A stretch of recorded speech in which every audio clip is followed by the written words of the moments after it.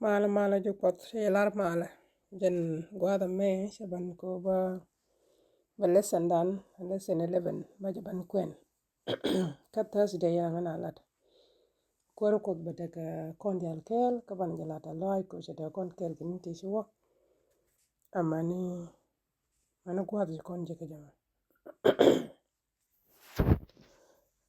mi kona lesson in wal kelien je god living with Christ. Living with Christ lo no shankon ke Jesus ken. Memory text dan kan ke je Colossian. Diok ka bat one one. Ka dong lu ni God but above all this thing put on love which is the bond of perfection. Jana ka kor ka tidi altin jana lana nuk. Jana lana nuk. Jana chere jala dab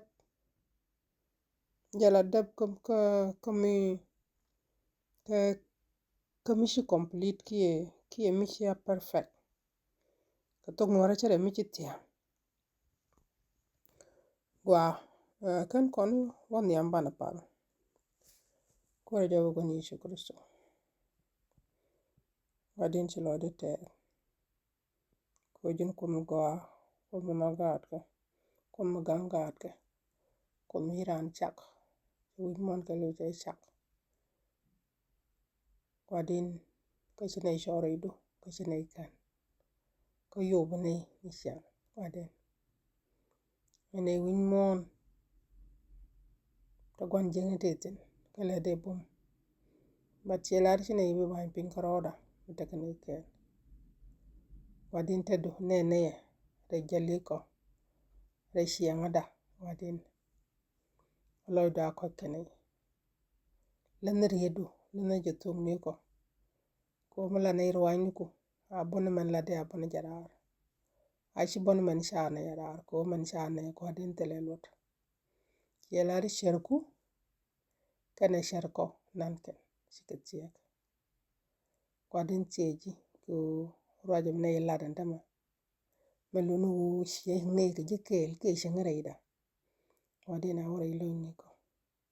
Ko miti reida. Tala na problem nda diyan. Odo biriko. Bikituk. Along the way. Iyo do abi.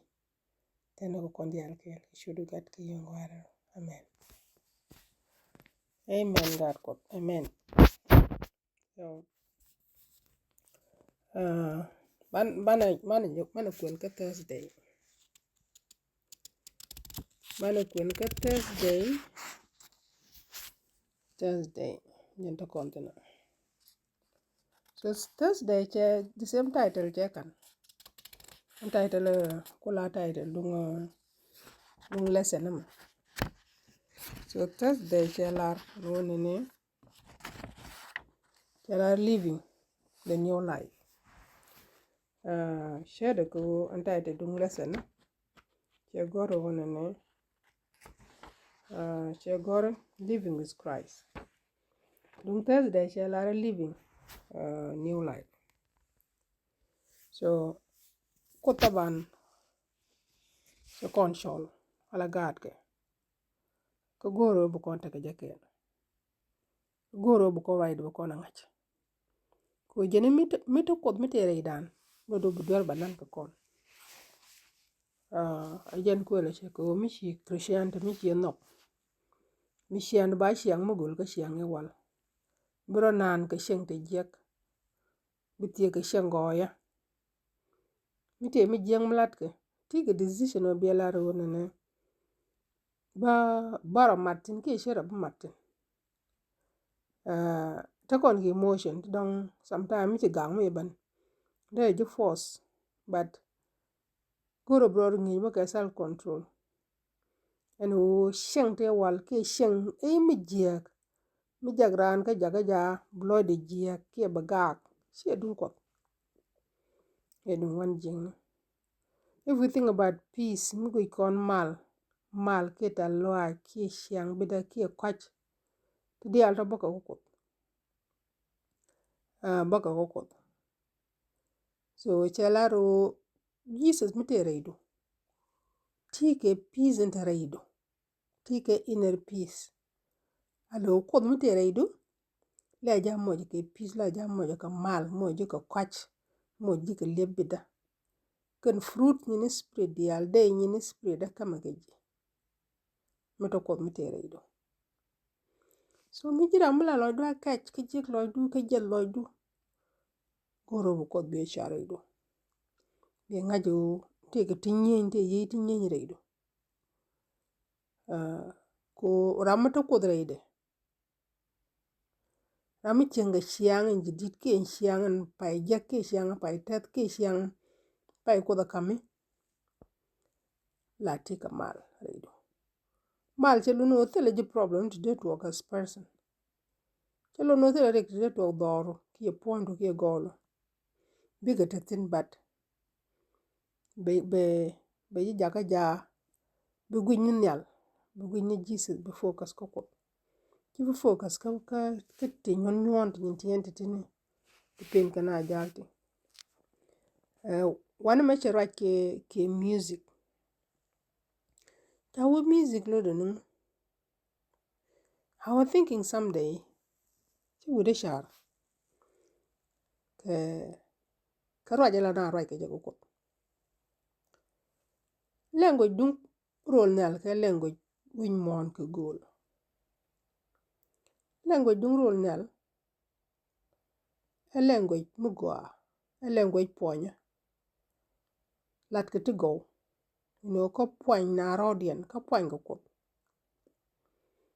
bad mu ko nong pin yo ko pin che tiang gwan jeng ni da ko no ngaka do la goro ba lyak ke ngak la go no ba poin bad ka language dung nyal tele je problem di ran poin ke di ran lyak ko mu gwa jan bona jarar to jen kul te ke music ke jen kul te ko bu kon kut poin ka ba kut ba poin a poin ta lo ku express chala ro music gwa long kut to kon ka music ta woti di altini man roi ko bo be roi de bo to mo kon lo worol ne lakin men biti ni jino bana kut bana praise bana poin bana kut bana poin bana ngut ket kon gedid ni jaga ta mu mai ka masalula kona ngejo ne jaga la kana kit gedid ka jogon ku holy merel goidoro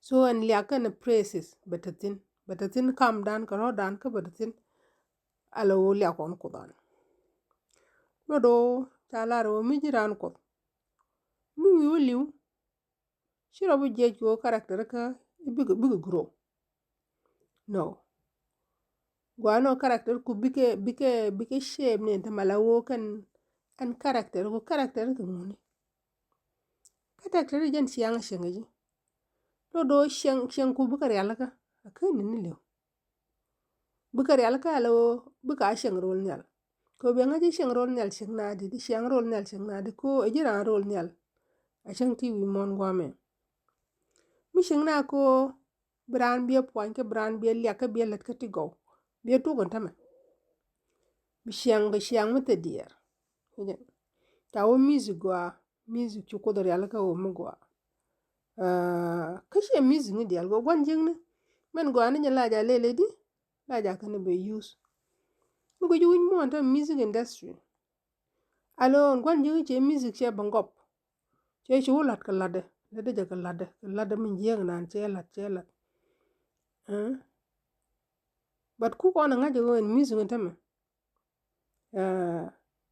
amu go along mi ko dal kala mu go anju win mo la kan go ra wa jek mi ka lade kan lade bat che jan go lot ko de ti kan wota ira ka tan ra den golo so gwan jing la do ra kan mi la dun ko be wo use ke use mi den be yo ya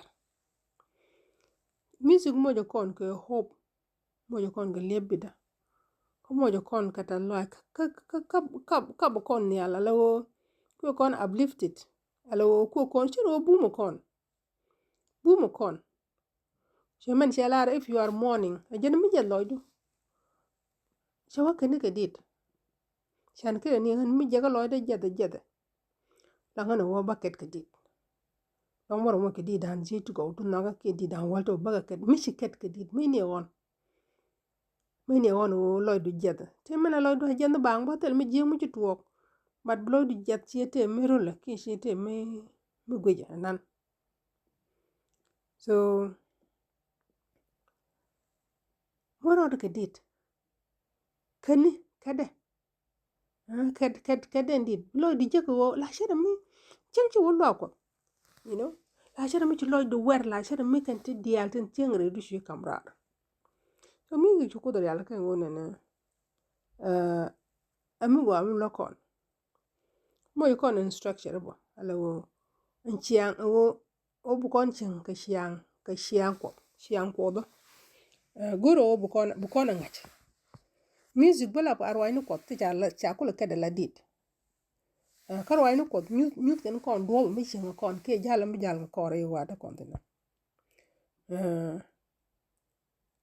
ko cha kon cholo bukon chang rai te ka min ti don ko ko win mon me shi win mon ga win mon mi jek te te ngwana long ti jek ti shui kon long te bat ko te ko kon ke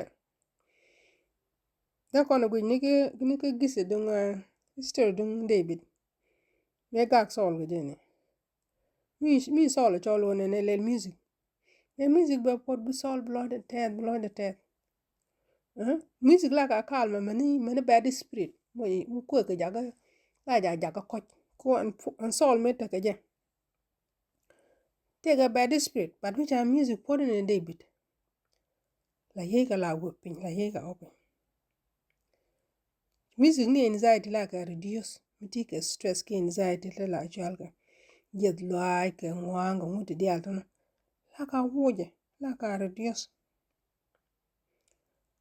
lodo kon mi kon christian chen kon ga shiang ko en jidit ki men pai to ki chiang re Jesus gano music lin kona ko ro che ki music me e music mulen ko ro aynu ko e music muku kon boom muku kon shum ko kon hope mi ban ala New Jerusalem le de ko ro to go to ban tin ci ko do ala ka kidan la daga so wan me ja kon te jani ja kon juk jani ja la ro ene millet kon ti dia de let kon jana bana ka lat ko should Jesus ki bana ka lel ka glory of don ko shawan tama di ro ti jiran ti dial til de ka glory don ko ku shang der ko makan ni ka runwa shi ba ka runwa tin dial til de mana riyat la de mana sharti shar hel kan ti dial to ni wo kara yat pon Jesus ki yat kara poindu ki yat kara pon form de ka do ko logi cha kam kon cha mi kon ji kor ko ti dial til let kon ga lana ka glory don Jesus kami she janana kuji wote tishilet ko glory don ko ke wada koro nan kul ridi da kono kul rela ke didi da kono kul raita ka dan didi wo do kon di ate let kon da kon lat ko ko